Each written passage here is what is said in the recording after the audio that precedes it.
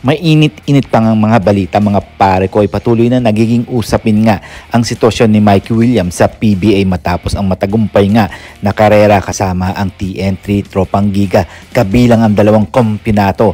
Naharap si Williams sa mga problema sa mga komunikasyon at hindi pagkakaintindihan sa kontrata noong 2023. Dahil dito napilitan ng TNT na tapusin ang kanyang kontrata nga, ngunit nananatili pa rin sa kanilang ang kanyang PBA rights. Ang isa sa mga pangunahing issue ay ang kawalan ng agent ni Williams at ang hirap na makipag-ugnayan sa kanya. Ayon nga kay TNT Team Manager Jojo Lastimosa, bukas ang kupunan sa posibilidad na i-trade ang kanyang rights, ngunit kailangan makipag-ayos muna ang ibang teams kay Williams. Gayunpaman, mahirap itong maisakatuparan dahil hindi sila makakuha ng malinaw na komunikasyon mula sa manlalaro. Ang Converge, isa sa mga potensyal na interesadong kupunan, ay sinasabing umatras na rin mula sa posibilidad ng pagkuha kay Williams dahil sa mga isyong ito.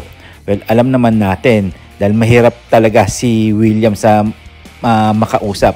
Bagamat kilala si Mikey bilang isa sa mga pinakamagagaling na scorer sa liga, di ba? Mga pare ko, ang kanyang mga personalidad na issue ay nagiging balakid sa pagbabalik niya sa PBA para sa mga tagahanga at analysis na malaking tanong kung kailan at paano makakabalik sa PBA ang talentadong manlalaro na ito. Kayo mga pare ko, ano nga ba ang posibilidad na makakabalik kaya si Mikey Williams sa ibang kupunan, o may iniisip pa si Williams na gustong makapaglaro sa SMC? Kasi nga, di ba mga pare ko, dati nga pinag-uusapan sa social media na si Mikey Williams nga gusto yata maglaro sa SMC dahil ang mga kanyang mga kaibigan doon nga naglalaro. Kayo, ano sa palagay nyo? Posible kayo makabalik si Mikey Williams sa ibang koponan o makapaglaro man lang sa PBA? Well, dumako naman tayo dito kay Troy Rosario. Samantala, si Troy Rosario ay kasalukuyang naglalaro para sa Barangay Ginebra at gumawa ng malakas na impresyon sa kanyang unang laro sa ilalim ng sistema ni Coach Tim Cone. Naging epektibo si Rosario dahil nga sa kanyang kakayahang mag-adjust sa iba't ibang posisyon sa unang laro sa Barangay Ginebra at ipinakita niya ang kanyang versatility sa opensa at depensa na malaking tulong para sa panalo ng koponan. Ayon nga kay Coach Tim Cone, si Rosario ay isang mahalagang karagdagan sa Ginebra dahil sa kanyang karanasan at kasanayan sa laro.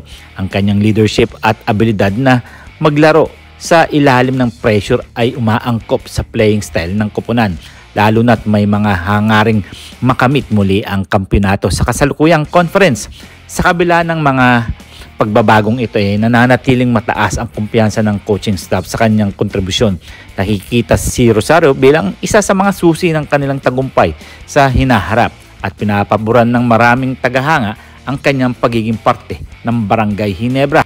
Pero alam nyo ba, talagang nakakapanabik ang laro ni Troy Rosario sa Barangay Ginebra dahil sa unang laro nga niya talagang naipakita niya kung sino nga ba talaga si Troy Rosario, at alam naman natin na talagang gusto niya talagang makapaglaro sa Barangay Ginebra. Well, sa nakita natin sa ginawa niya naka 9 points nga siya at naka ilang rebounds din siya.